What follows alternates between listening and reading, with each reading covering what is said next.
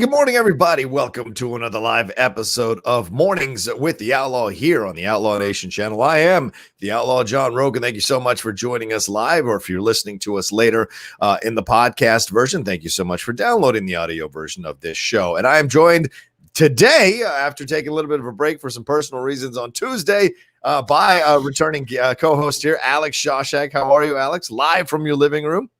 Live from my living room, indeed. I am psyched to come back to have a certain sense of normalcy. Some stuff happened in my house.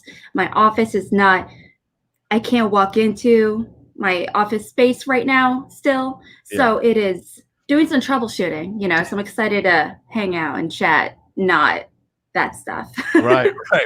We got a lot to cover today. How did you have the Schmoebaits last night, or was it 2 nights ago? When did the Schmoebaits happen?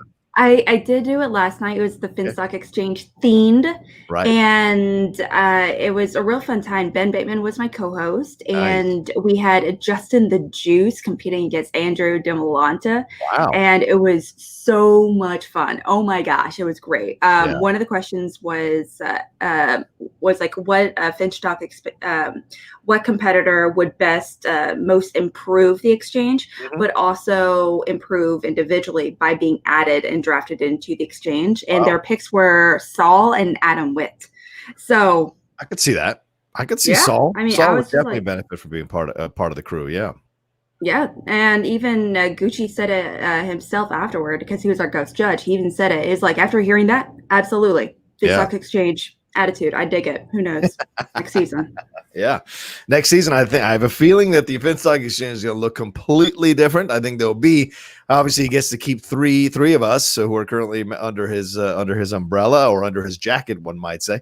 But then eventually he will branch out and see what he's got out there. And certainly some players have had a chance to show what they can do. And the singles tournament started earlier this week on the Schmoedown Entertainment Network. If you haven't watched any of those matches, some really good matches already for some of the play-in games, and some fun things coming down the road. I know some of the matches ahead of time, so I'm just letting you all know you need to pay attention and watch these matches. There are some surprises coming, some great performances coming, and also what's interesting is if you're a manager right now, this is where you're kind of like starting to look at who you want to maybe pick up next year, because the matches are going to get less and less as we kind of barrel into the last half of the year, and it's pretty much going to be the people vying for titles and vying for number one contender shots. So those kinds of things are not going to necessarily have 56 competitors or 36 competitors, whatever you have now in the singles tournament. And the teams tournament as well will kind of reveal some things to managers. So I'm excited about all of it. It feels like we're back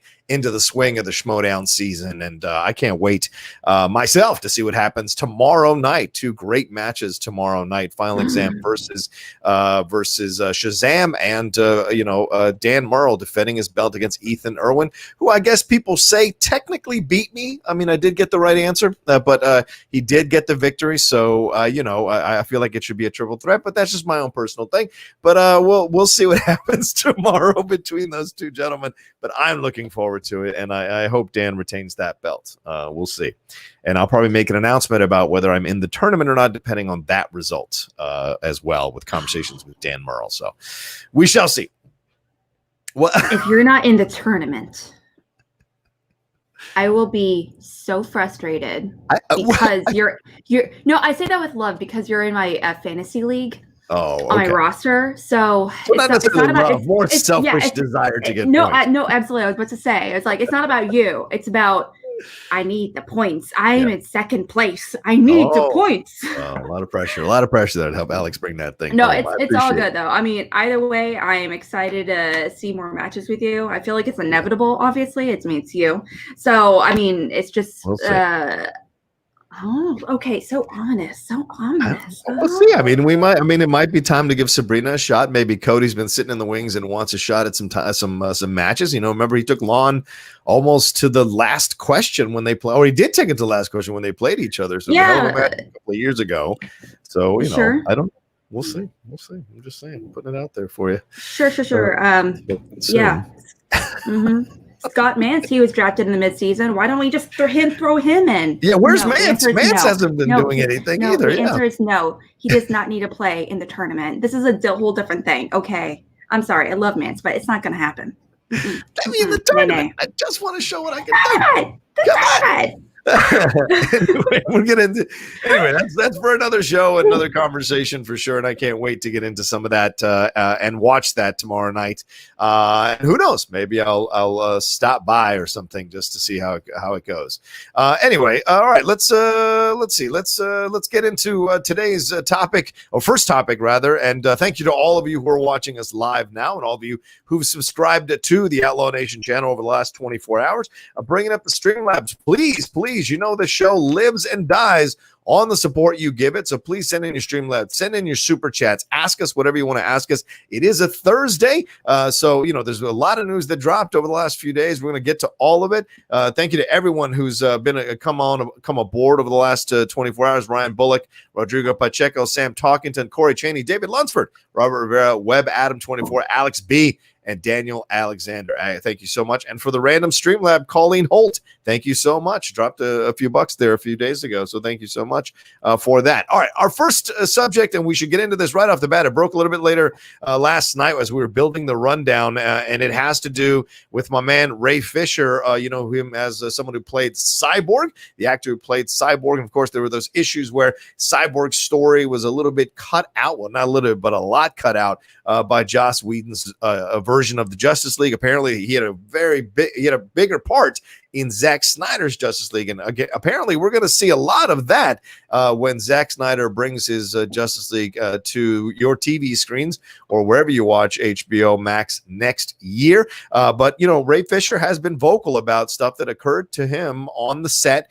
on these reshoots, and some of the mistreatment he felt he got from Joss Whedon. And he tweeted out, and by the way, this is on the heels of DC doing their culling a couple of days ago in the DC Comics division and the DC Universe division, and with Fandom, the DC Fandom, less than a little bit over a week away. This is an interesting mix of things to be happening at this time. But let's get to the tweet here from Ray Fisher. Ray tweeted out, he said, during the LA reshoots for Justice League, Geoff Johns summoned me to his office to belittle and admonish my and my agent's attempts to take grievances up the proper chain of command. He then made a thinly veiled threat to my career. This behavior cannot continue. A over E there at the end of the tweet. Very powerful words from Ray Fisher, certainly going forward with the narrative he has that he was mistreated on the set. He was, dismissed. And in this tweet, he's saying that I went through the proper channels, and even going through the proper channels, a person in charge like Geoff Johns was at the time, threatened my career, threatened my agent, threatened me from moving forward with this stuff. So, Alex, you see this tweet, you see the history of what Ray Fisher's been talking about over the last few weeks. What's your reaction to all of this? Obviously, there is a very troubling pattern, of this kind of behavior, this kind of toxic behavior. Now, thing is, this is not exclusive to this film. This happens in so many films. It's very common for a director, an agent, some kind of executive, be like, "Hey, no offense, you're a little known actor. You should be grateful to be here. Right." Do better. That happens all the time. Thing is, now more than ever, with the, not only with the Me Too movement, but also with the Black Lives Matter movement, more people are being vocal about how they're being mistreated, and everything on set. Now, this was from the get-go. This was a shoot that had a lot of issues, obviously, unfortunately, but that happens all the time, again, with movies. Thing is, with Geoff Johns, him in particular, I'm really hesitant about. I've read a lot of things, or I don't know how much of it is true. Obviously, I don't live in LA. I personally don't know these people. But I've heard some very troubling things about Geoff Johns and his toxic behavior in particular. So. Yeah. I mean, like I said earlier here, Fisher slammed Joss Whedon for, quote, gross, abusive, unprofessional, and completely unacceptable treatment of the cast and crew. But Fisher said he was enabled by Geoff Johns and producer John Berg.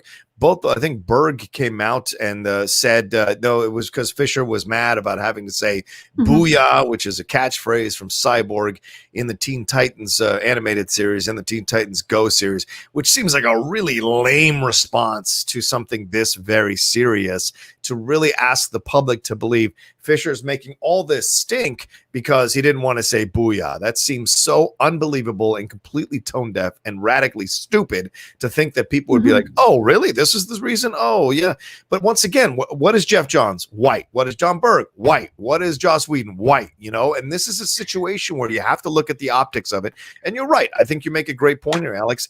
On the heels of Black Lives Matter, on the heels of the Me Too movement, obviously these are men, not women, but still on the heels of this idea that there has been gross abuse and negligence by people in power in this town for quite some time. And I think it's awesome that Ray Fisher is calling it out. I wish more people would call this stuff out. Ellen DeGeneres, of course, getting called out as well. All these people need to get called out because these are the first people on the front line who claim to be liberals and claim to care about everybody and claim to want equality, and they'll march and they'll donate and they'll put on the shirts and they'll do the hashtags and they'll do it all for PR. And they don't necessarily do it in their lives, in their actions. And that's important. Actions matter more than words, more than statements, more than hashtags, more than tweets.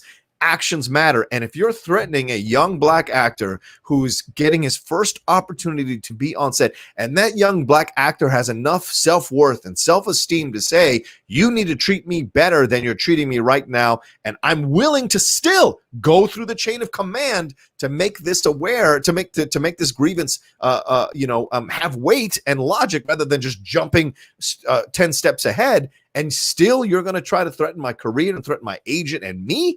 That's gross negligence from mistreatment. And Ray Fisher has said to all of them that he's named, come and sue me if you think I'm lying. Come and sue me if you think I don't have the evidence. None of them have launched anything close to a lawsuit against Ray Fisher. So I find this to be a troubling situation. And I kind of stand with Ray Fisher on this.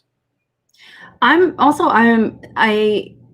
was like, again, I don't know the full story. This is also one man, one perspective, obviously. Right.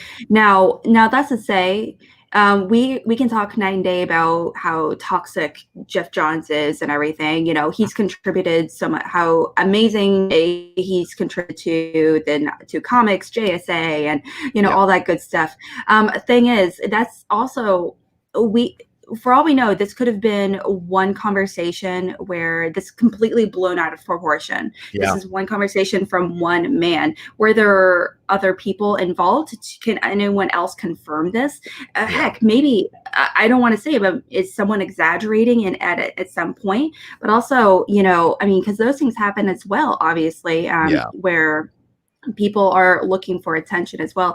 But also people could have a lot of nothing but positive interactions with this person as well, and we don't know, because no one's going to come forward and be like, yeah, Ray Fisher is, he's just looking for attention. That's not going to happen. So it's really no one's going to really come back for him in these situations, considering the conversation, but also he's attacking him knowing that no one is going to back up Geoff Johns as well. Right. And that's a situation too. It's like, well, where is this going to go? Who's going to be involved in this? And who's stepping forward to make this known to people? Is Ben Affleck going to step forward? Is Gal Gadot? Is Jason Momoa? Momoa's doing something with Geoff Johns next. He's doing that Frosty the Snowman thing with Geoff Johns next. So the thing is this, you can say this is Ray Fisher's story. This is Ray Fisher's experience. However, if you're a person of note and you're a person of fame and you've got power, and you've got cachet at this time, and you're not stepping forward, if you witnessed the abuse and you're not stepping forward, I got no respect for you, because this is the time to do it. This is the safest time it's ever been in Hollywood to step forward and call people out and look for a different, and the narrative that somehow these people are so uber talented that we must put up with their mistreatment of people. There's no one else who could possibly be as talented as these people is an absolutely ridiculous narrative. There are plenty of great talents and artists who don't get an opportunity, who don't get a shot to show what they can do, and they move on to do something else because it just doesn't happen for them. But if you remove these toxic MFers from their positions of power and elevate people who actually have the intention to be good to people, be fair to people, to have productive work environments, to have positive work environments, then you might be like, oh wow, so this could actually be the norm instead of the other way around, where it's the exception to have a positive work environment.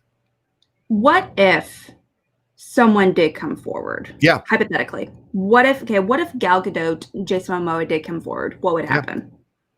I think that nothing. I don't think anything. I don't think anything actually would happen. Honestly, it wouldn't mean anything.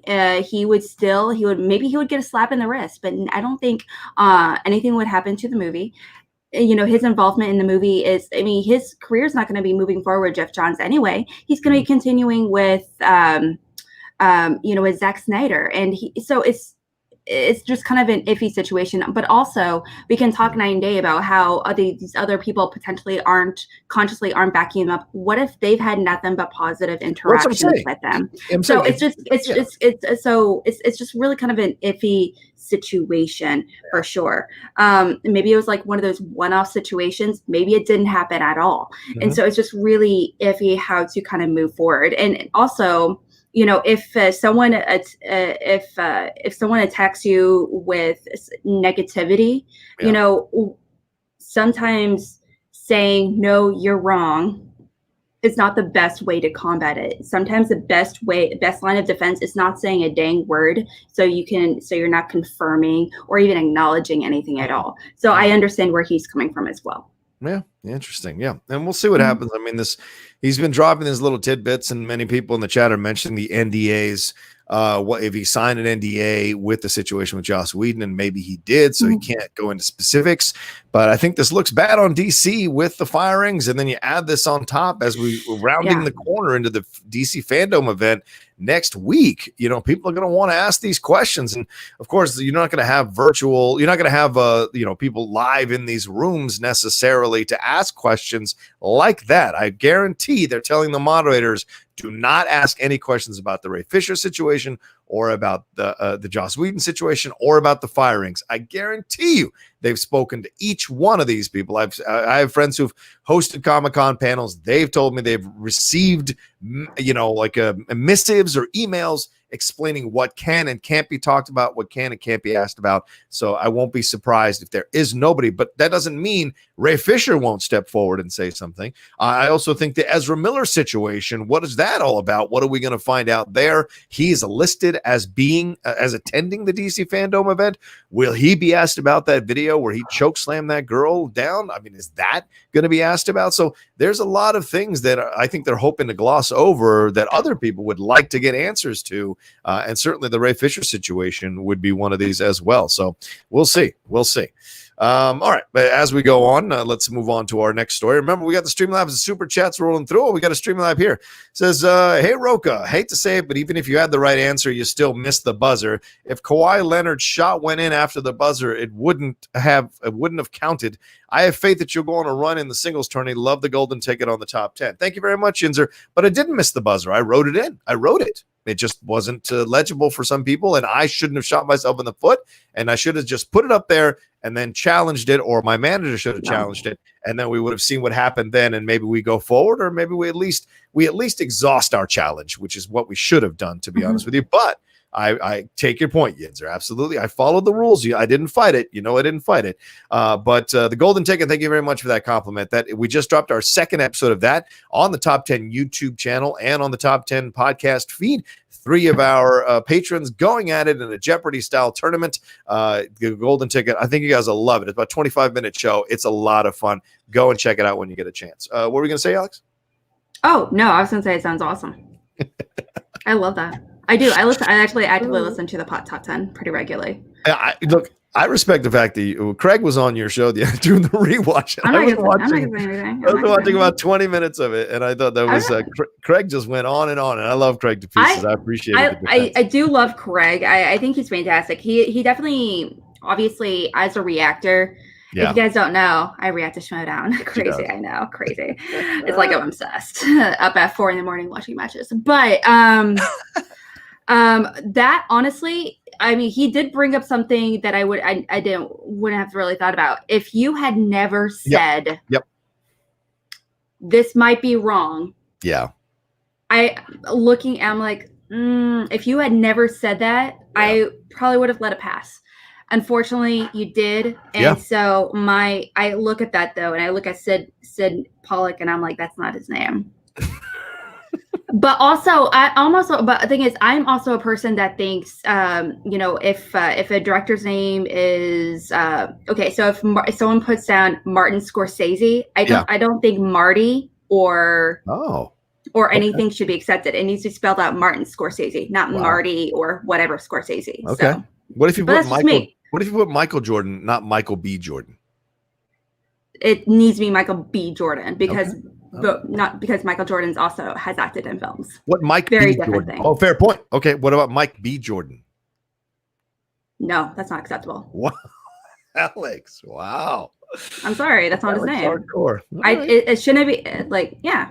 All right. I want you to get into some of these matches and have this moment happen. I'm not a competitor. I'm not a competitor. I only train and do a zillion practice matches a day. That's what I do for my people. I respect it. No, but I respect your point of view. You're right. And I didn't fight it. I'm just making I respect that. Absolutely. I'm making little cracks, little jokes, and maybe you're right. And maybe Craig's right, which I never thought about. Maybe I should have not said anything. But anyway, it's a show for a different time. It's a different time. Let's move on to our next topic here, Alex, and it's a Tenet here. It is they're ramping up for this thing to come out on August 26th. It's not that far away, a couple of weeks away there, over in the UK and Ireland and other European countries. The Variety, I think it did a fantastic breakdown of the excitement that's happening overseas. This is one of those rarities where an American film, a highly touted American film, actually opens overseas before it comes to the States. And I don't mean like where they open a day or two before it comes to the States. This is seriously fully opening overseas first, and then it is coming here a couple of weeks later in select cities to be screened. I would love to have been flown out to the UK to watch this movie. That would have been a lot of fun. But anyway, in the article, they talk about they go and look at a number of places like Wolverhampton, England. They go over to Ireland as well to take a look at what people's reactions to Tenet coming up or being released is. And you see they report that the European cinema giant View, which opened ticket sales for Tenet at midnight on Tuesday, it accounts so far for 60% of the tickets sold in the UK on Wednesday. View CEO Tim Richards tells Variety those numbers are only bound to get bigger. He says you're going to see a slow start, then it's going to pick up very, very quickly in the weeks before the release as more venues open. And this is being touted as a huge boon for these theaters because obviously Mulan going straight to Disney Plus means they're not going to get a chance to screen that film as well internationally first before they come over. In fact, that Unhinged film from Russell Crowe, that's already been showing over there in the UK, and it has grossed $231,871 since it came out. There are a number of people they interviewed as well through this whole thing saying that they want to see it in the theaters, that they think this is the kind of movie that you have to see in the theaters. Stage director Alex Packer, one of the people they interviewed, said he did Ballistic, and 13 tweeted, would love to see IMAX Tenet. BFI cost is £23.75. Congestion charge is £15. Parking is approximately £15, plus not a single bit of info on the Odeon website about safety precautions or distance seating. So he's saying, all in all, no, just sadly, no, I'm not going to go see it there. But the BFI IMAX website does talk about that there are safety measures. You just have to get to those links, which are a little bit buried.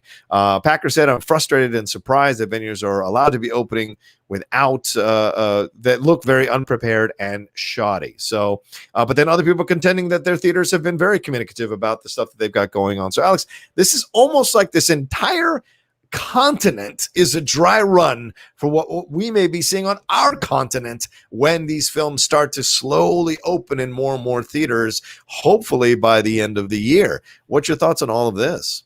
Well, I hope it gets better in Ireland because I'm trying to travel there here pretty soon. So fingers crossed. Wow, okay. We're trying.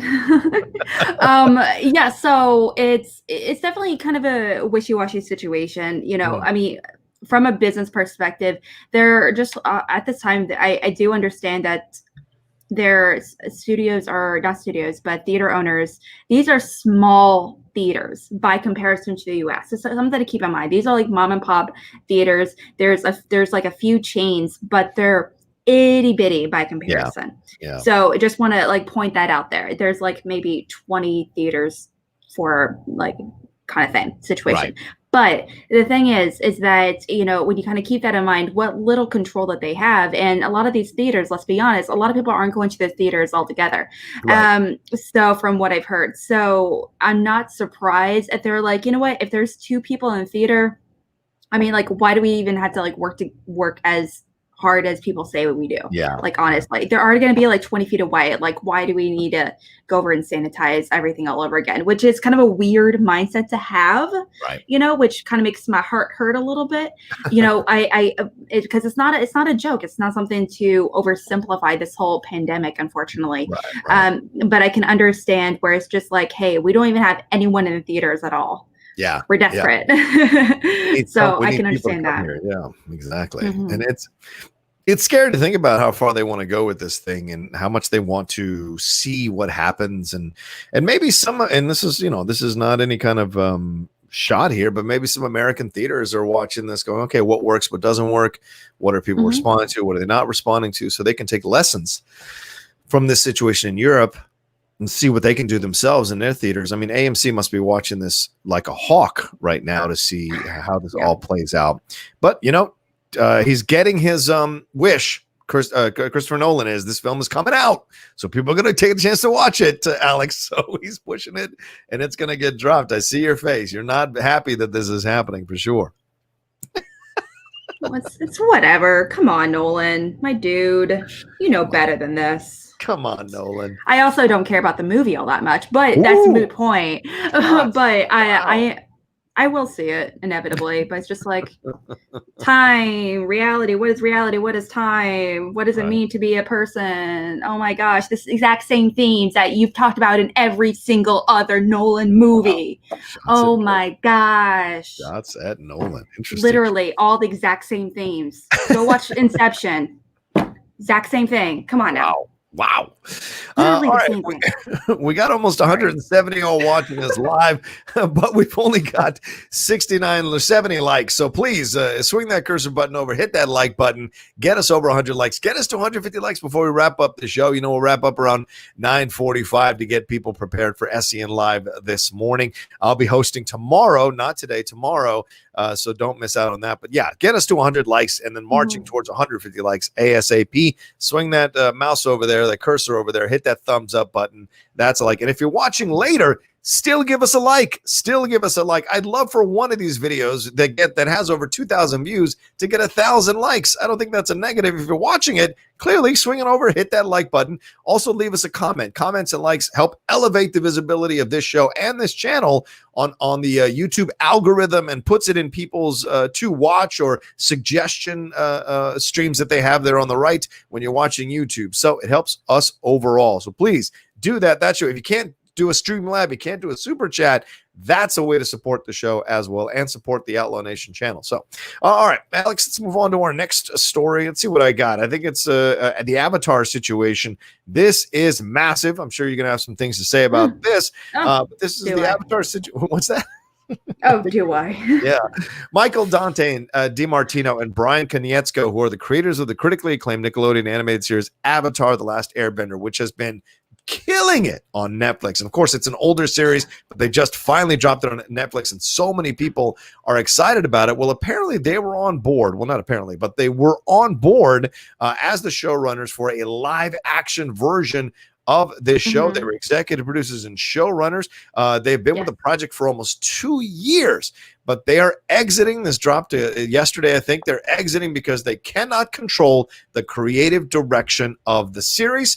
He said in an open letter posted on his website, DiMartino said, it has the potential to be good, the series, but what I can be certain about is that whatever version ends up on screen, it will not be what Brian and I had envisioned or intended to make. And this is such an interesting situation. You know, I have some friends in animation, some friends who have connections here, have sources within this situation, and there's a lot to this. Apparently, they knew back in June that this was going to be happening, which is I think in DiMartino's letter, and apparently they had multiple chances to make this thing work, and in the end, Netflix felt that creatively what they were doing wasn't what they had envisioned for a live action version of the series. So, Alex, you hear all of this happening. What's your thoughts on this? What's your feelings on it as well? I'm just waiting for M. Night Shyamalan to pop back up out of nowhere and be like, "Hey, need a director? What's up? I heard you make an Avatar. Let me try again. Or a mini-series or something. Let me try it out. I've wanted to do it." This is kind of a weird situation because, you know, this is definitely one of the most beloved shows ever. It has like a huge resurgence through Netflix. It's a great show. It ages very well. And a lot of people are talking about how this is a show that they actively want to show their kids, their families. They actually actively want to promote to people that even if you don't like animated movies, even if you don't like, or TV shows, or if you're not into shows that are fantasy or kid shows or anything like that, that's totally fine. You can still find something to appreciate about this series. You can talk about socioeconomics. You can talk about, symbolism and all that good stuff when it comes to the series. The point is, this is a really great show. The creators, obviously, did a really great job. And their attachment to this live action show through Netflix was one of the only saving graces I had with this. Yeah. And it's rough. I mean, like, what are they going to do? Yeah. What? Over creative differences? This is all I think this all hinges on who they bring in to be the showrunners now. Do they have a track record of doing great work as showrunners in animated series? Do they have a track record of in live action series? Do they have a track record of transitioning animated stuff to live action? Look, Netflix gets the benefit of the doubt with me a little bit. That Dark Crystal series they dropped did really well, and so it's like, okay, that got a nice critical acclaim. All right, who are they bringing in to kind of take over this thing? And they've been on it for 2 years, Alex. 2 years trying to make a live action version of this thing. So clearly there have been a number of creative conversations, creative discussions about the direction of the show and whatever. And maybe by the end, they just realize these guys aren't 100% able to bring this thing live action in the way that Netflix sees as a positive for the series. And I know that's weird to say when you're talking about the creators of the series.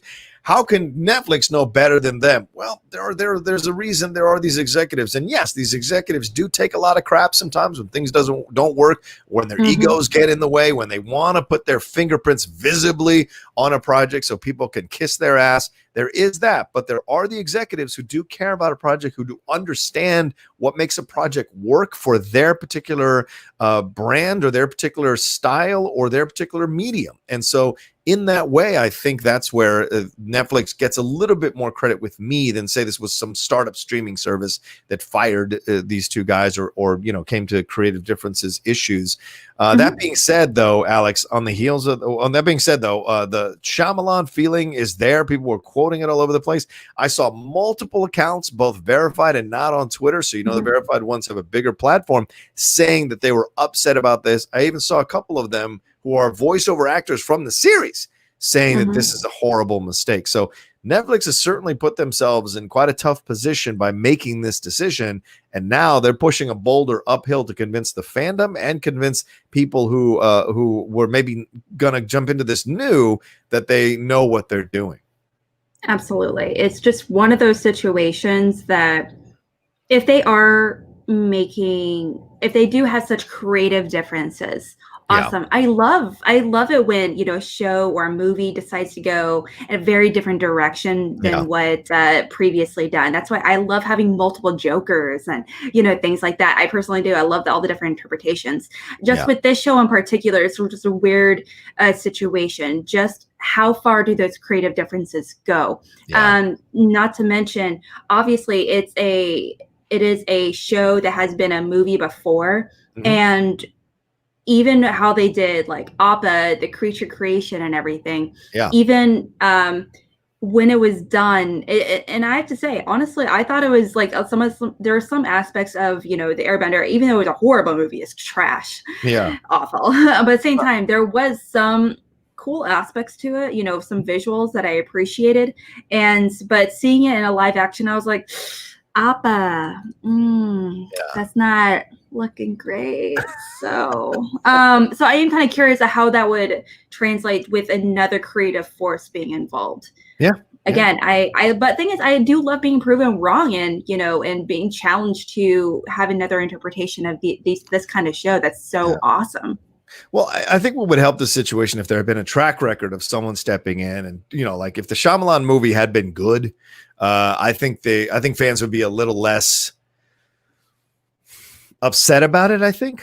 And because they've seen what can happen when this gets handed over to someone else, a creative who's not a series creator, and what the debacle it can turn out to be, I think fans immediately run to that, and they get concerned the history is going to repeat itself.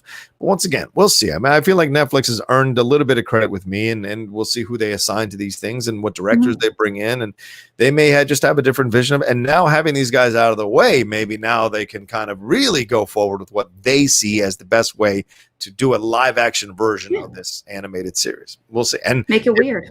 Yeah, sure. And if they mess it up, we'll be on top of them, I'm sure. All right, got a couple of Streamlabs that have come through here, Alex. Yinzer412 donated again. He said, I stand corrected on that, Rocha. Hey, Alex, it was a long 3 days without Pirates baseball since the Cardinals are a mess, even though the Cards probably would have swept my crappy Pirates. Yeah, what's going on there? Are you guys COVID-free yet, or what? What's the deal there with St. Louis? I mean, like, honestly, we are pretty dominantly here in St. Louis. We do pretty well. Every time I go out to a grocery store, again, that's why I'm okay with going to a theater. Yeah. Personally, just because every time I went to Target last night, like at 10 o'clock at night, every single person, man, woman, child, wearing a mask. Nice. And I think I know it's not the case everywhere. I'm in a very fortunate situation compared to a lot of other places here in the US. But yeah, it's pretty fantastic. I can't deny that. It's raining a lot though, unfortunately, which is not great for my situation, but whatever. My basement flooded, guys. My basement flooded. I thought we weren't going to talk about it. All right, you're bringing it up. My basement flooded because of the rain, and it's awful. Like this much water in my basement. I'm not exaggerating, guys. My printer, computer, gone. Oh, sorry, I'm still distraught. The whole night. Distraught. Wow. So distraught. I'm sorry, Alex. I'm sorry. That sounds terrible. Well, I mean, my computer, my tower is gone. I mean, the Cardinals series are still postponed. They're not playing the Detroit Tigers. They're postponed right now because of the COVID situation. So it's interesting stuff going on there in the world of baseball. And ironically, the Cubs are having the best start of their season. And wouldn't it be ironic? I think if two more teams get like massive strains of COVID, like the Cardinals and the Marlins did, I think the season is done. And whatever they think is going to happen is just done. So it would take a pandemic and a whole bunch of teams to not play for the Cubs to do as amazing as they have done. Wow. So, it's crazy. It's crazy. Why Chicago barely won one world. You guys have won like 35 since Chicago won. You know what? I might have cried once when we lost. Whatever. It's a very personal situation. Okay. Sounds like it. Baseball is a big thing here. Yeah. Clear. I guess I know. It's St. Louis. I get it. All right. Let's see what other one we got. Ben Rayner donated here. He said, hey guys, in my opinion, the leaving of the creators of Avatar, it seems like a bad sign. It does seem like it was mutual, but everyone was barely looking forward to this in part because they were a part of they were really looking forward, I think is what he's trying to say, because they were a part of this. Now with them leaving, everyone won't care, I think, in my opinion. Well, no, I think people will still care. I just think people will be hesitant and feel the trepidation of having these guys replaced. But once Netflix comes forward, who the showrunners are, who the directors are, who the creatives are, I think that, and the cast, I think all of that is what's going to change people's opinions about it, maybe calm down some fans. You know, fans are like that. Fans are fickle. Fans, one day it's like, end of the franchise. The next day it's like, this person's directing it. Oh, franchise, greatest franchise ever. You know, you just never know. It all switches, Ben. You know that. I'm sure you went through that. I've done that. I'm sure you've done that too yourself, Ben, totally. As a fan. And Alex, I'm sure you have as well. That's just kind of how it is. So, okay, you know what would be the tipping point? Whatever. I think it's Cubs fan there. I think that's a Cubs fan there. Anyway, go whatever. ahead. You know, the thing is, I respect it. That's all good. Yeah. You know, okay, what would be the absolute tipping point? Yeah. If they decided where I would be like, you know what? No, this, I'm not even gonna try. Right. The people at Netflix would have to, their casting decisions, if they decide to go with 90% white cast. Oh, yeah. And I would be so livid if they continued with the horrible whiteface. Yeah. Sorry. You know, going on, you know, just like the point of the point of the show is that they are very purposefully, a lot of them are mixed race. Yeah. They're purposely, you know, there are a lot of Asian populations. There are, you know, Black, Hispanic things. It's a huge world, and they acknowledge that through the race and ethnicities in the show. Yeah. And in the movie, they made everyone white except the villains. Yeah. Which were. You're just like, and really? The thing that's perplexing is that's a director of color. Shyamalan is a director of color, and he's the one doing that. And how was he blind to it? And it wasn't like he's this young director coming up and he's just nervous about it. Shyamalan had cachet at this time. So there's a lot of perplexing things about that situation. The Ridley Scott thing with Gods and Kings, I get that. That's a white director thinking he only needs white actors to sell a project. I get that. Not that I agree Tim with Burton, it. Nor do I or Wes Anderson. Yeah, or Wes is different. Wes is like the new Woody. Wes is like Woody Allen. Like he has his own. I don't mean that he abuses women, obviously, but I think Wes has his own kind of stories to tell, and that's okay. That should be just like Tyler Perry. I also get that. I absolutely get that. But he also went on the record saying that, you know, he writes stories from his perspective, meaning a lot of like white characters make sense. However, he says he does, when asked about including more people of color, minorities also involved, and he's just like, you know, he directly said, like, you know, there's just I don't even really think about it. They're not people in my stories at all. Yeah, that was like that was his response. And then in 2 years after, 1 or 2 years after, he did Darjeeling Limited, but it's about 3 white dudes talking down to a lot of Indian people. That's a fair point. That's a fair point. So it's just like, really? Yeah. What? But also Tim Burton, he just said. He said people who don't color fit my aesthetic, which makes it so much better. No, it doesn't. You know what, Alex? That's absolutely a fair point. I hadn't thought of that and forgotten about that interview. So fair. And you know, Whoopi called him out in 2015 for not including more people of color. So it's not a negative. I think that's fair. I think that's absolutely fair. Dane Smith says, conscious effort. Yep, exactly. Dane Smith says, "Hey, John and Alex, no questions. Just wanted to chip in some support for the show /channel. Love what y'all do. #respect." Thank you, Dane. Appreciate that madly. Yeah, guys, Streamlabs and Super Chats are how we survive with this show. I know you all say you love the show and you love watching the show, but I can't keep doing the show. We can't keep doing the show if there's not a real financial goal or not a real financial backing of the show from you guys that love it and support it so much. So anything you can do to send in your Streamlabs and Super Chats will be most appreciated. A donated. He said, "I've been back in the gym for 2 weeks and feel safer there in any other stores. If a theater is sticking to strict cleaning and COVID procedures, I'll probably find a night that isn't too busy to see New Mutants and Tenet if they're released up here." Where's up here, A? Where's up here? I don't know where up here is. So maybe that's Andrew G sending that. I don't know. But yeah, well, I respect my money's on Canada. Yeah. Canada. And I respect it. I haven't been to a gym here in LA, and I'm trying to cancel my memberships, but shockingly enough, they've made it very difficult to cancel your memberships so they can keep making their money to stay alive. But yeah, I won't do it. I'm just no way. I know how unhygienic people can be normally. So in a COVID situation, I'm even more paranoid about it. Andrew says, I hope this doesn't seem racist or anything. It's not meant to be, but I thought in the Airbender movie, they mostly had different regions of the world depicted by different ethnicities. Didn't they? Doesn't that kind of make a little bit of sense? Alex, please take this one.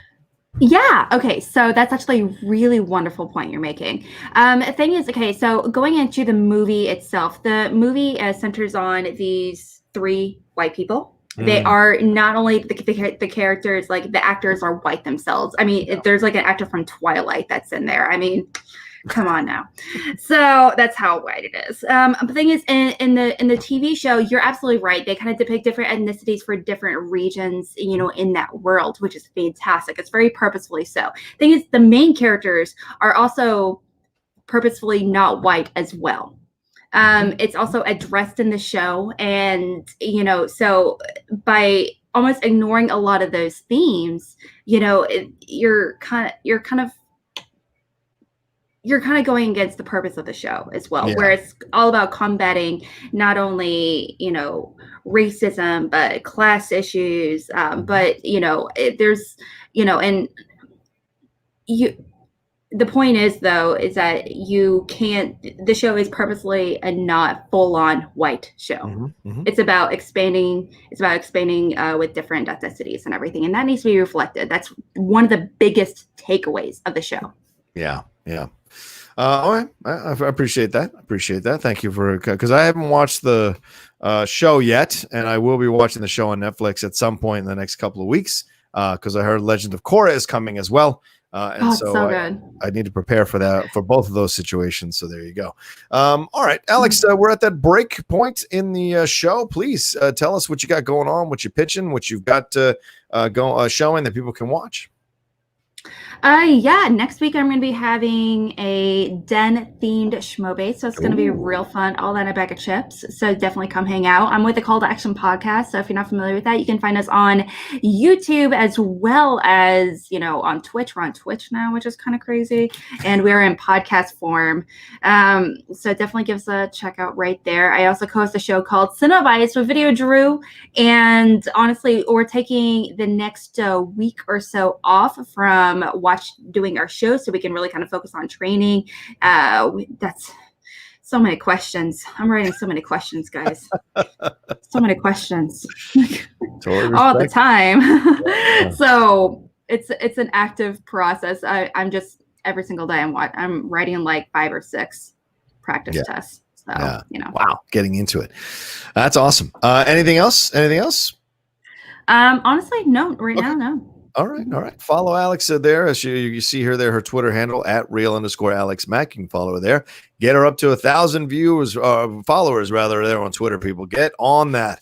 Let's see over here in the Outlaw Nation. What can I tell you? Today we're debuting the first episode, or we're dropping our debut episode of our new Star Wars show. Yes, we recorded it last night. It's ready to drop 2 p.m. PT Pacific time today. It is The Jedi Way. Me and Laura Kelly talking about a philosophical concept or a theory or a character, or debating about a topic from the galaxy far, far away. Here's a quick shot of the show. There we are talking about it, Laura and I. It's so much fun. And I'm looking forward to you all watching the show and seeing if you like it and getting your opinions and your thoughts and your comments down below. But that'll be 2 p.m. PT today. We talk about what drew us to the franchise to start off with. It's kind of an introductory show. We thought we'd be good to start there to let you guys kind of have an idea about our fandom. And then we jump into what is the concept, theory, or character or characteristic of Star Wars that keeps bringing us back to the franchise and keeps us firmly planted in there, excited about what's to come. What is it that draws us back every time? to go back into the world of Star Wars as a fan. So I thought it was an incredible conversation. About 45 minutes the show is. It was a lot of fun, so I appreciated that. So looking forward to, hopefully you all have a little fun with that. It's called The Jedi Way. It'll drop 2 p.m. PT today. Obviously, I had no Outlaw Nation show this week because I had my 2-year anniversary on Tuesday night, so we decided to do that instead. Had a nice little dinner and what have you. Don't forget that we had the new Geek Buddy show that dropped yesterday. That is on the channel now for you all to enjoy. We talk a little bit more about the Avatar situation with Michael Vogel, who is an animation executive, and Shannon, who is a writer for animation. We get into this what happened there, and a little bit more about other things, Captain Marvel too, and other stories that dropped. And then we talk about the DC Universe situation a little more in depth as well. And of course, as we just mentioned earlier from one of the fans, the golden ticket, the new golden ticket dropped for the top 10. That's out there on the top 10 channel. And our new episode, the top 10 best MCU action sequences. That's what will be the top 10 MCU action sequences over there on the top 10 show. That is going on. I think that's everything I've got. And of course, the Cinephiles tomorrow with we're doing Major League. That's right. 1989's Major League Part 1 drops tomorrow. Kay Cannon is our guest. That's right. Blockers Kay Cannon, Pitch Perfect Kay Cannon. She is our guest for tomorrow. So it should be on for 2 parts of that episode. That's going to be a lot of fun. So look forward to that, or look for that. Definitely. All right. Let's move on. Love that movie. I love Blockers. That movie is so underrated. Oh yeah. That was such, I had no idea what to expect going into it, but I was like, what? John Cena? Yeah. Ike Barinholtz? Leslie Mann? Right. This is great. I love it. Alex was like, hello. Right? I mean, she was so into it. She was all about it there. Oh, wait. Can you whip that up? Oh, wait. Whip that up again. I mean, hello. Hello. Hello. Thank you. That's so good. That's hilarious. All right, guys, we have 185 of y'all watching, but only 115 likes. Please swing that cursor button over and or that mouse over there and give it a thumbs up. Get us over 150 likes before we wrap up the show in the next 20 or so minutes. So absolutely, please give us some love there. All right, Alex, let's move on to our next story here. Let me see what I've got lined up. Oh, that's the man. I think it is the guy you were mentioning earlier, not Marty Scorsese. He is Martin Scorsese, according to Alex Shashek. He has signed a first-look multi-year film and TV deal with Apple, and it will now base his Cicalia Productions at Apple to produce and direct projects for the Apple TV Plus service. It's not clear how many projects he is going to be doing with Apple as part of the deal, but it does signify that Apple is launching even stronger into this idea of getting high price talent, high name talent to be a part of their organization. And he's already working with Apple on the new film, Killers of the Flower Moon, which is over $200 million. Scorsese loves to spend money on movies, doesn't he? I mean, The Irishman doesn't look like it was made for much, even though it was a 3.5-hour film. But certainly Gangs of New York almost destroyed Miramax. So seeing him take $200 million to do a movie from Apple is mind-blowing. It also tells you how much dispensable income Apple has to spend on these kinds of things. It's in pre-production right now. They're supposed to shoot in February coming up, and Paramount will distribute it theatrically. Cicalia Productions, which I just mentioned, has produced and managed all of Scorsese's projects since 2003 and is currently has Untitled Fran Lebowitz and David Johansen projects in development. The deal is very similar to what DiCaprio just signed with them, Ridley Scott signed with them, Idris Elba signed with them, and A24 and Julia Louis-Dreyfus, Alfonso Cuarón, and Oprah Winfrey all signed with them. So, Alex, Apple was in no rush to compete with Netflix or Amazon Prime or Hulu. Apple is completely its own entity. It will get there when it gets there, and it is going to take its sweet ass time getting there because they know they have the money to attract high level talent to be a part of their projects and their organization. This is interesting step with Scorsese. An older filmmaker, but certainly one who can still produce and make some incredible content. No? Yes? And no? how sweet it is, I have to say. That is gonna be one very sexy, incredibly amazing streaming service sometime soon. I don't. Thing is, it's not very sexy and streaming that much right now. It's going to be a little bit until we get a lot of these movies and stuff coming out. We've talked about, even the past few months, how amazing a lot of these, deals, signing with Apple are going to be. Things we're not going to get them for a long while, obviously, since they're just signing now. I'm excited to get that started. The thing is, it's Apple TV is, as of now, it's lining up to be an amazing, streaming service.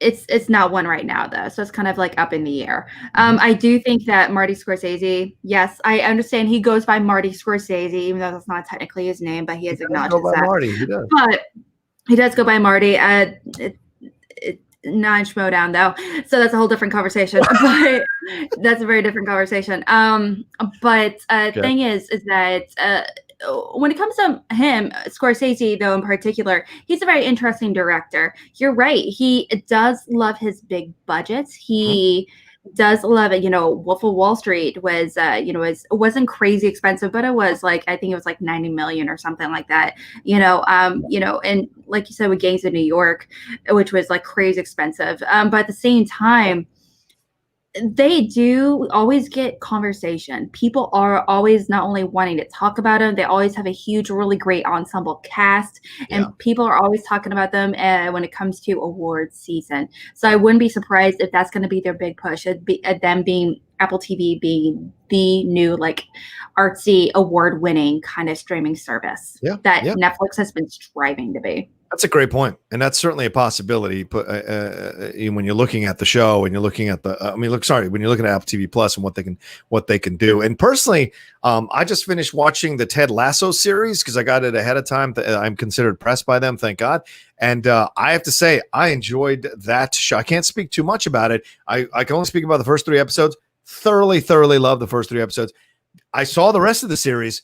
All I can tell you is it left a big, stupid smile on my face. And so it excites me that maybe, Apple didn't jump out with the best shows right off the gate with that C show, and the morning show was some people liked it, some people didn't.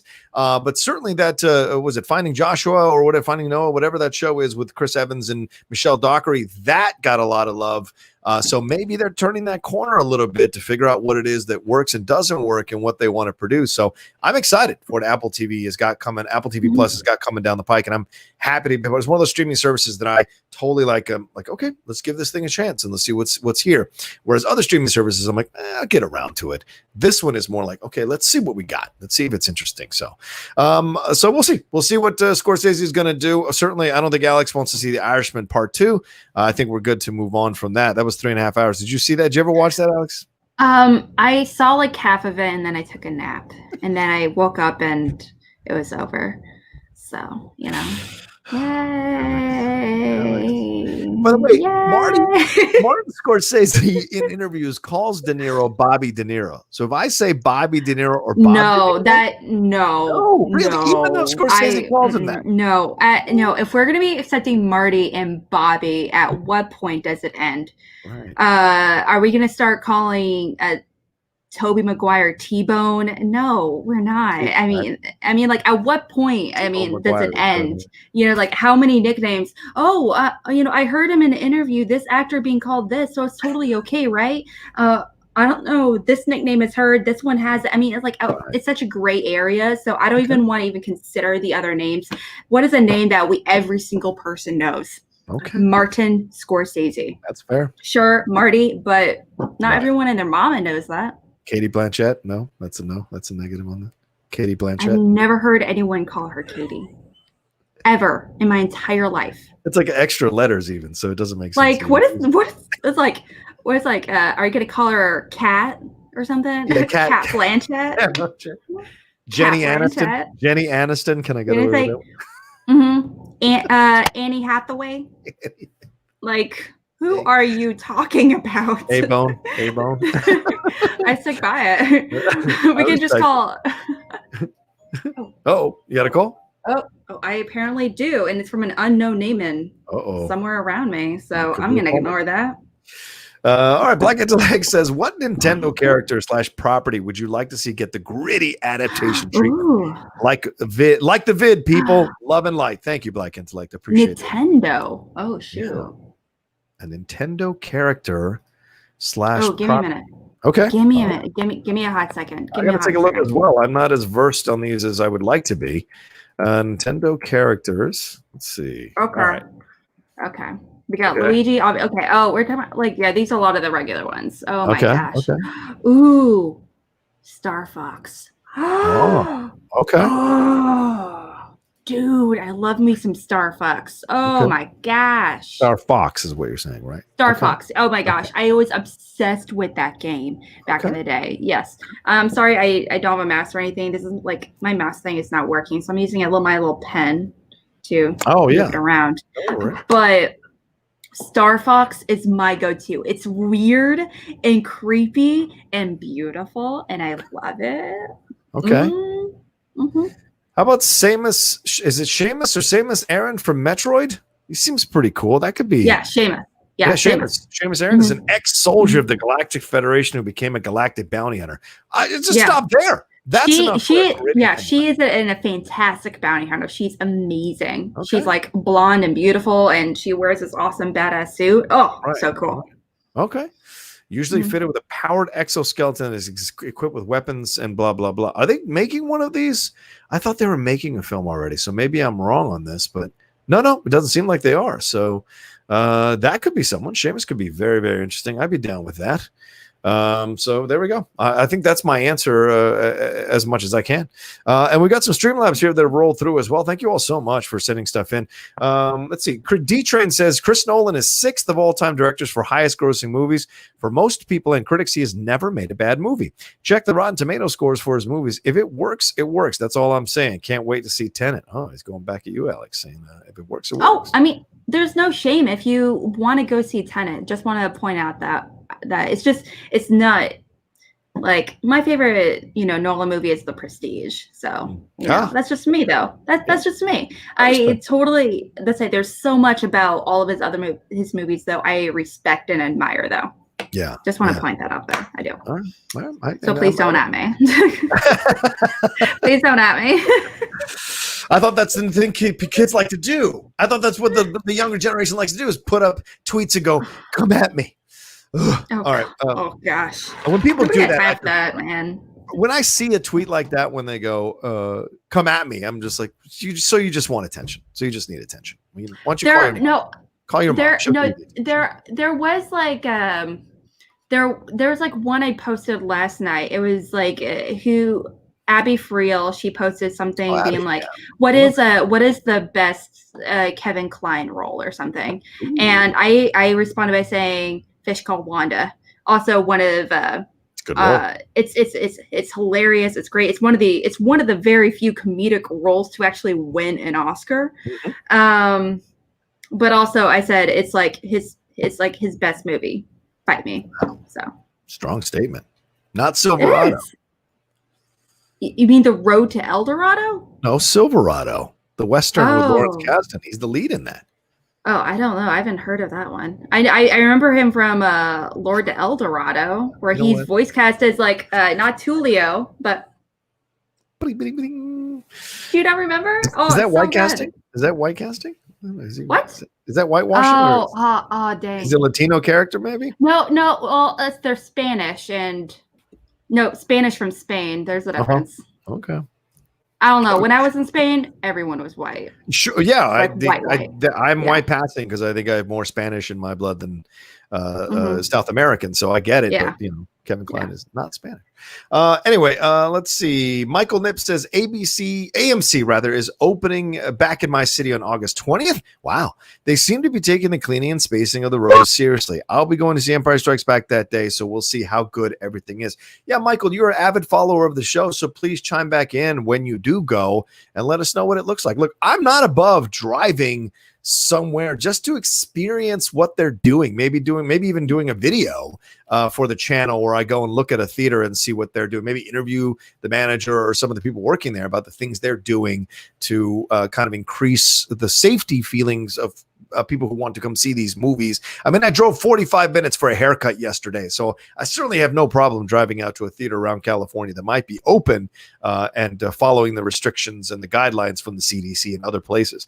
Let's see. All right. Andrew G says, hey, Rocha, I've been watching Godless with Jeff Daniels. Oh, that is such a goddamn good series. Not with him, but he's in it, right? Yeah, I'm sure you're not watching it with him, but that would be cool to watch along with him. LOL. Yes, it would be on Netflix. After a friend suggested, I've been enjoying it so far. Have you seen it? What do you think? If so, yeah, I just told you, Godless is great.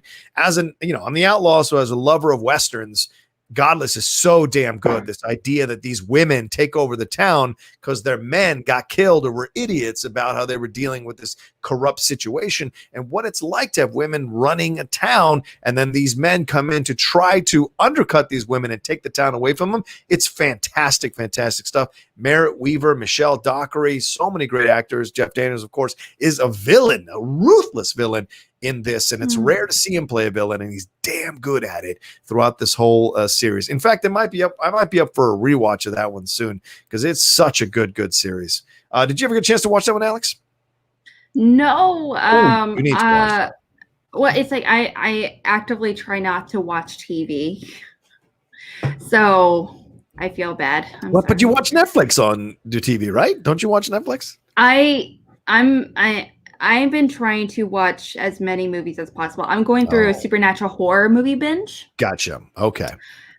So you're in a different place right now, prepping for all these things and what you got going on. Yeah, one of my competitors, he has a horror movie exhibition match coming in soon. So I'm just like, I watched in the past week, I've watched almost 20 supernatural horror movies. Wow. It's it's ridiculous. It's bonkers. I respect it. Bonkers. Too much. Thank you, Andrew G. Definitely, if you haven't watched it, the Godless is the one to do. Jesse C. Oh, thanks, Jesse. Appreciate it. Very kind donation. If you could only watch old movies and shows for the rest of your life, or only watch new movies and shows, but you can only watch them once and that's it, which would you choose? Old stuff you can watch as many times as you want is my choice. What do you say, Alex? What's considered old stuff? Well, I'm sure. What's considered old? Are we talking about Pokemon being old? I've heard people call that old, which hurts my heart. But also, are we talking about I Love Lucy? I Love Lucy. How old are we going here? Yeah, I mean, I think you can go. Let's say this. For the parameters of the conversation and the question, let's say old is boom. This decision is made. Now going forward, whoever goes forward. If you are watching anything, you're only going to be able to watch it once.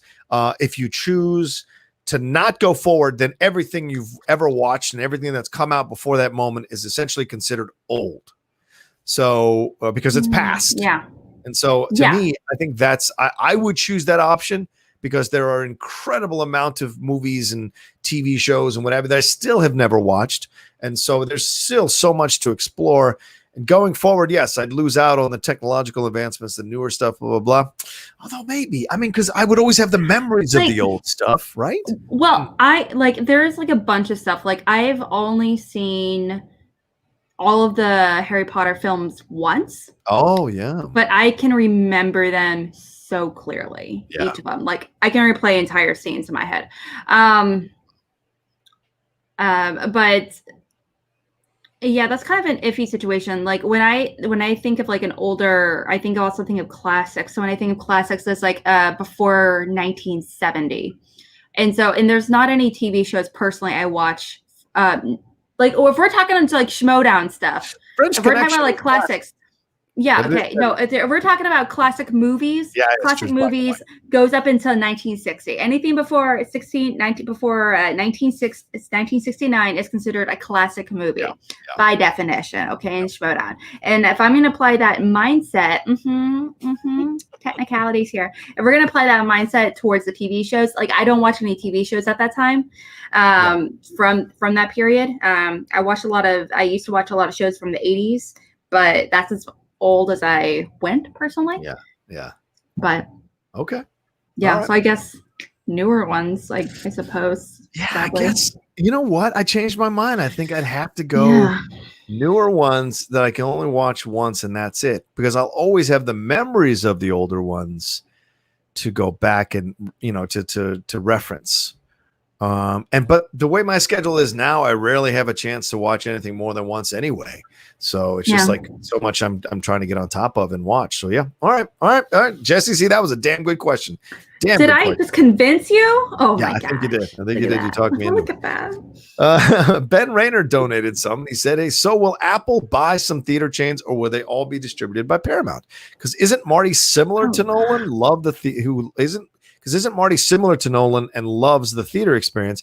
Apple is killing it, bringing in talent. Let's see if they make equal quality content that matches the talent." What do you say there, Alex? That's a really great question. I feel like I don't like the idea of studios doing that personally, just because I don't like what it could do for the theater going experience overall. So for example, people have talked about how Disney has been wanting to make Disney specific theaters. Yes. And if they did that, that's something they would make so much money. Yeah. But the thing is, if they start doing that, what if Disney buys out all the theaters here in St. Louis and where we can only have access to Disney movies at a theater. And therefore they're like, well, we're not going to allow any Universal Studios. We're not going to allow DreamWorks. We're not going to allow we're not going to allow anything outside of the Disney, Disney films to be shown here. So we're not going to go with any dramas or anything like that. We're only going to be associated with these kinds of movies. Yeah. So I don't like what that could definitely lead to. I do feel like that might be an inevitable process, considering a lot of these, the power some of these studios have, but I don't like it. I don't disagree with that. I mean, I like that the El Capitan, Disney owns the El Capitan. I know I'm going to see Disney films. Yeah, like a few small ones, but I mean, I don't want a Disney theater chain, No, you're absolutely right. And that's what I mean. Like I think you can buy one theater in every big town and maybe show your stuff, but there's multiple theaters. But if you go to a small town or a medium-sized town, and they have 3 theaters and you own 2 of them and you're only showing Disney stuff, I think that's incorrect, because that becomes a monopoly and not the spirit of competition, which is there should be equality for everybody to have a chance to have their stuff shown. And then from there, fans or viewers make up their minds about what they want to patronize, what they want to go and spend their money on. But having Disney buy out a bunch of theaters in one town, I think would be dangerous as hell. It becomes a monopoly, it becomes dictatorial in a way. And I am not a fan of dictators, so I would not want to see that happen myself personally. But I don't think it's you. What? Except you being the dictator. Well, benevolent. Being that benevolent dictator. I know what's best for everybody. That's what I'm trying to say. Totally. But somebody please don't ever take that, but I like the idea of I would hate, because I love movies so much, I would hate for people who grow up in smaller towns or medium towns like I did when I first was growing up. I'd hate to have a limited amount of movies to see from only one studio.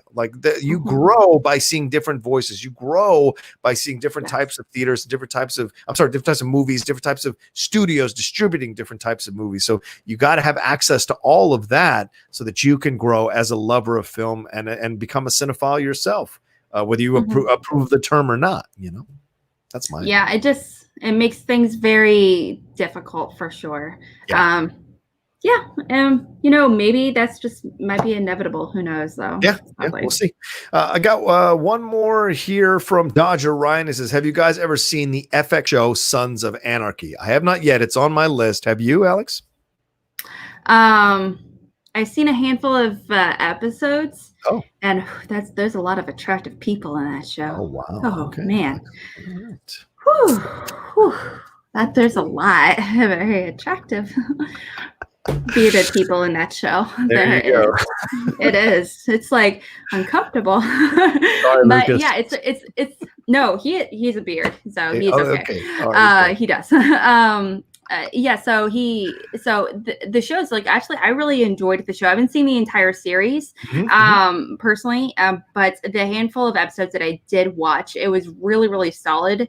I also grew up. I didn't grow up there, but I lived for a handful of years in South Dakota, right outside in a military base right outside of Rapid City, which is an hour north of Sturgis. Yeah. You know, with his Harley Davidson Central and all that. Is that where what's his face was just at? Smash Mouth, being all kinds of idiots. Did they were just there for the Sturgis festival that happened, and they were crowing about the fact that nobody was wearing masks. They were happy about it, and they're like, "COVID isn't, we fight back COVID. We don't wear masks." And it's like, oh, it's really stupid. Bunch of idiots. So, it's bonkers, but. Yeah. Aside from that weird situation, I really like South Dakota. It's really right on. State, right on. Yeah, it seems like an awesome state too. I've seen pictures. Beautiful. I have a couple people who've gone through there. It's pretty awesome. So there you go. All right. Well, that's all the Streamlabs. That's all the super chats, I think, that have come through. So thank you all so much. Going to wrap the show up now. We're at 143 likes as we're wrapping up. Please get us over 150 likes. 7 more likes. Come on, people. You can hit that thumbs up button 7 more times, or somebody hit that thumbs up at 7 more times. That'd be a lot of fun too. All right, Alex. Any last things to pitch before we roll on out of here? Come hang out with us for a call to action. I'm gonna be doing some match breakdowns and reactions and stuff here pretty soon today and tomorrow. So definitely come check me out at the call to action page. Right on. And what was the most recent episode of Cinema Bias? Who'd you have on, and what was the movie? Oh, so we didn't do this week because that was the night of my issues, flooding in my house, unfortunately. But here we did Akira recently, which was nice. Akira. I also went back and listened to your Cinephiles episode with Emma Fife. Yeah, Akira. Yeah. And I was just like, I went back as a result. I went back and listened to some of the sound editing and everything, and I was like. I didn't even think about that when seeing it for the first time. So I was thinking about going back and rewatching that. Yeah. So good. I think our show is pretty good, Alex. I think our Cinephile show is pretty good. I wish we had a bigger. I mean, we average 20 to 30,000 downloads a week, which is nice, but we need to get higher up for the amount of work that we're putting into that show. I just hope someday we'll cross that line. Someday we'll great show. And we're shooting a 200th episode documentary. So we're interviewing a bunch of former guests and ourselves to talk about the process of doing the Cinephiles. And so that's going to be a gift we have for the patrons and then eventually for the fans themselves. So that's going to be fun. And we've gotten Mance and Sasha Pearl Raver and all these great guests to come back and talk about their experiences being on the Cinephile. So I think people will love that as well. All right, there you go. Follow Alex there at real_Alex Mack. Follow me at The Rocha Says on Twitter and on Instagram. Don't forget to hit that like button down there. We did cross 150. Thank you all so much. I appreciate that. And keep us going. If you're watching this later as it's recorded, and a lot of you do watch it afterwards, please hit that like button and leave a comment down below. Both of those things help to elevate us in the YouTube algorithm and get put on people's side feeds as a suggested possible watching thing for them. And maybe more people will come over to the Outlaw Nation channel. And please hit that subscribe button as well. And don't forget, at 2 p.m. PT, debut episode of this little puppy right here, The Jedi Way. John Rocha and Laura Kelly co-hosting this show about Star Wars. I can't wait for you all to watch this show. It is truly a lot of fun, and it's a positive show about Star Wars. That's our approach. That's why it's called The Jedi Way. More about positive outlook on the world and what the Jedi were all about and what Star Wars is all about as well. So come and enjoy that at 2 p.m. PT today on the Outlaw Nation channel. All right, that's it for us. Alex, have yourself a great next few days. Enjoy the matches. I'll probably be watching y'all's commentary and y'all's reaction. I always do on call. I'll sneak in sometimes on call to action. I don't necessarily comment. I'll sneak in sometimes, so I have a lot of fun watching you guys. Appreciate everything you do over there. And thanks to all of you all. And please have yourselves a safe and fun weekend. And don't forget SCN Live at 10 a.m. in about 10 minutes. And don't forget about that big 2 matches tomorrow on the Schmoedown Entertainment Network. $10 and above patrons get those for free or included in their package. But it's a $5 pay-per-view as well for you to watch if you want. Dan Murrow versus Ethan Irwin for the title and number one contender match, I think, between Shazam and number one. number one considered precursor between Shazam and Final Exam. It's going to be a lot of fun, a lot of characters, a lot of trivia. So don't forget to do that. Characters, crazy. I mean, crazy. Oh, and by the way, real quick, guys, wear a mask. Yes, wear a mask. Damn mask. And we'll talk to you next Tuesday for a brand new episode of Mornings with the Outlaw. Y'all take care. Until then, peace.